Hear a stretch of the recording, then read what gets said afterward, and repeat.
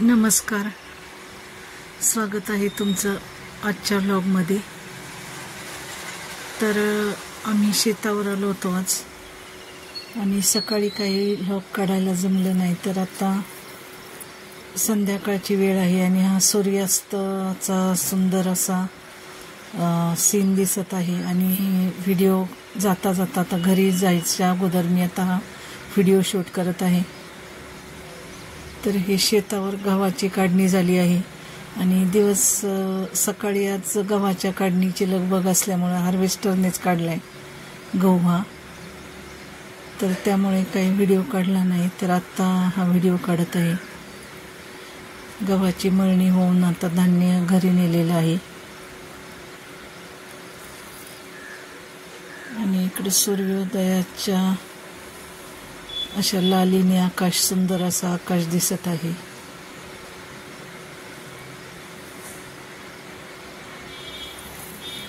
तर अशा वाळलेल्या काही ओंब्या आम्ही गोळा केल्या, तर हे अशा फ्लावर पॉटमध्ये वगैरे ठेवल्या तरी खूप छान दिसतात अशा वाळलेल्या ओंब्या। तर त्या ओंब्या थोड्याशा घेतल्या मी,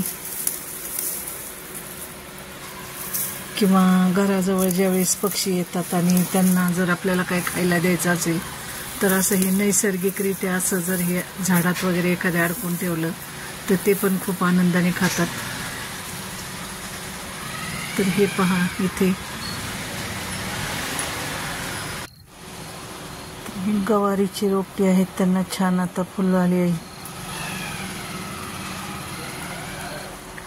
आणि इकडे काही काकडीचे वेल लावलेले आहेत, काकडी आणि दोडका। तर उन्हाळ्यासाठी आपल्याला काकडी भरपूर लागते, तर त्यासाठी काही वेल लावलेले आहेत, घरी आपल्याला उपयोगी होतील एवढे।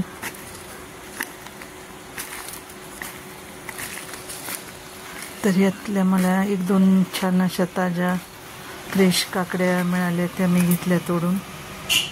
हे पहा,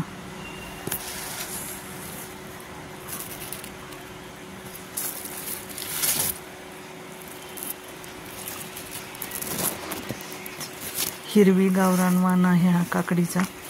हिरवी काकडी खूप छान आहे चवीला, घरगुतीच बियाणं वापरतो आम्ही याला। तर असे काकडीचे वेल लावलेले आहेत।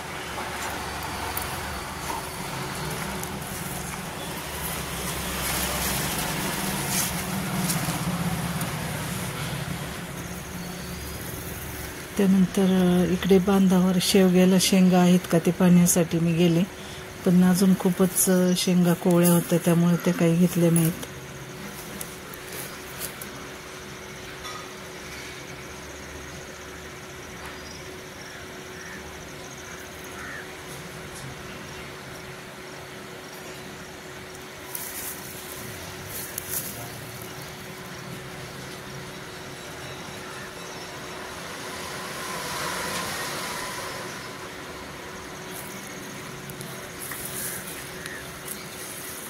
त्यानंतर आता आम्ही घरी निघालो आहोत।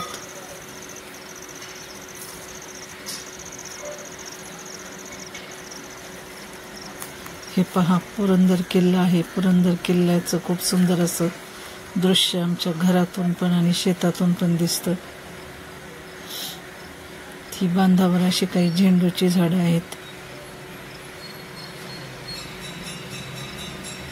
आता आम्ही आलो आहोत घरी आणि ही घरची फुलझाडं पाहिल्यावर तर एकदम थकवा कुठच्या कुठे गायब होतो। खूप छान अशी ही फुलझाडं वाटतात, घरी आल्याबरोबर प्रसन्न असं वातावरण वाटतं ही फुलझाडं पाहिली की। मला फुलांचं खूप वेळ असल्यामुळं नेहमीच माझ्याकडे अनेक प्रकारची फुलझाडं असतात, सिजनेबल फुलझाडं। तर आता ही उन्हाळ्यात येणारी फुलं आहेत। विरू पण पहा कसा बसला आहे। तर आता मी तुम्हाला आज एक रेसिपी दाखवणार आहे, खास गावरान पद्धतीची। तो वांगा आणि पावटा याची रस्सा भाजी। तर त्याची आता मी रेसिपी तुम्हाला दाखवते। अगदी सोपी रेसिपी आहे, तुम्ही एकदा करून पहा, पण खूप टेस्टी होते ती। तर आता ही रेसिपी कशी करायची ते मी सांगते तुम्हाला।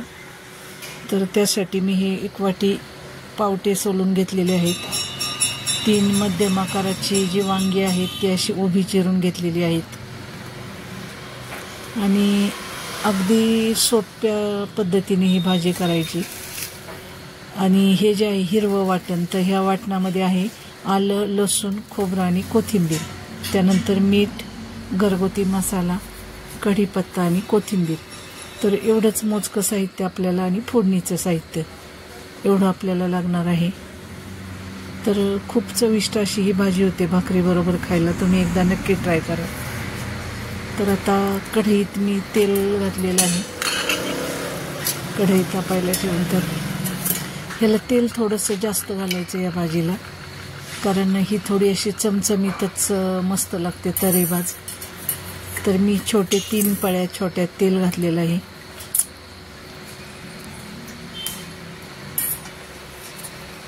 छोटी आहे पळी माझी, त्यामुळं 3 पळ्या घातल्या आहे.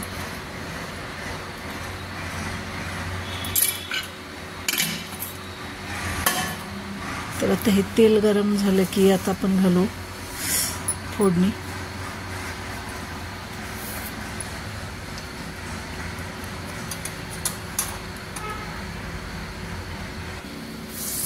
तर हिंग घातलेलं आहे. त्यानंतर मोहरी तडतडली की जिरे घालायचं आहे. तर जिरे आणि मोहरी चांगली तडतडलेली आहे. तर त्यात एक छोटा अर्धा चमचा हळद घातलेली आहे. त्यानंतर कढीपत्त्याचे 2 तुरे घातलेले आहेत. तर फोडणी छान परतली अशी की त्यात आपल्याला जे आपण वाटण केलेलं आहे, आलं, लसूण, खोबरं आणि थोडीशी कोथिंबीर, असं हिरवं वाटण, ते वाटण छान ह्या फोडणीवर परतून घ्यायचं आहे.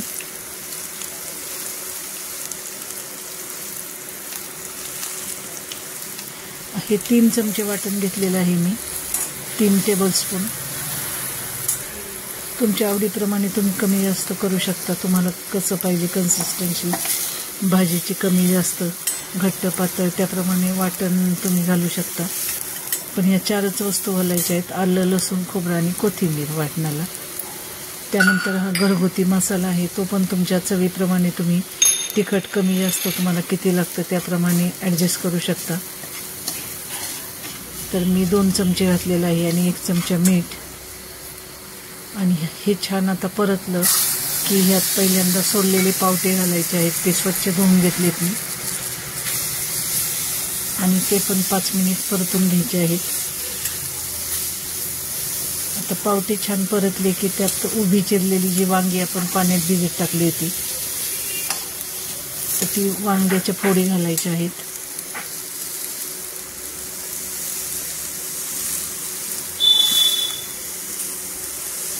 आता वांग्याच्या फोडी घालून परत आपल्याला 1-2 ते 3 मिनिटं परतायचं आहे चांगलं मसाले. वरून थोडीशी कोथिंबीर घालायची.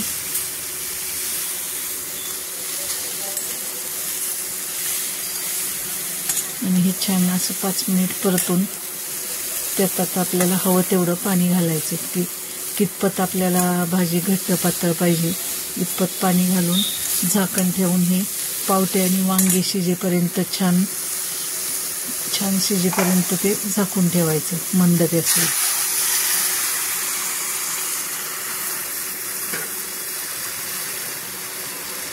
तर ही भाजी ज्वारीच्या किंवा बाजरीच्या भाकरीबरोबर किंवा भाताबरोबरही तुम्ही खाऊ शकता. खूपच चविष्ट लागते. आणि ह्याची जी कलर येतो त्या भाजीला, तर तो कलरही एकदम सुंदर असतो.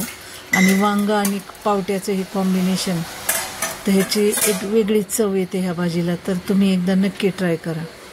तर आता साधारण 10 ते 15 मिनिटात ही भाजी पहा अशी किती छान अशी शिजलेली आहे. आणि याला कलर पण किती सुंदर आलेला आहे. आणि मी जास्त पातळ नाही केलेली. तर हे पाहता, ही आपली थाळी तयार आहे.